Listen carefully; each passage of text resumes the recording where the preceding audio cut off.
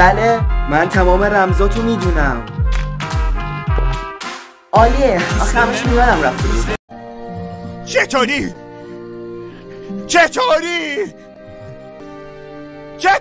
نمیدونم. ارشیا گوش کن ببین چی میگم. تو الان توی کما، این دنیا اصلا واقعی نیست. تو همین الان باید بیدار شی. باشه ارشیا، تو به مدت 5 سال توی کما بودی. تو توی یک تصویر دقیقه وایسا، یه چیزی یادم رفت. آها اونجاست. برای چی برگشتی؟ ارشیا تو به مدت 6 سال توی کما بودی. 6 سال؟ من فقط رفتم یه دقیقه ساعتمو یادم رفت، الان میام. ارشیا بس انقدر نیا تو کما چیز میز بردار، اینجوری کار نمیکنه. آها اینم از این.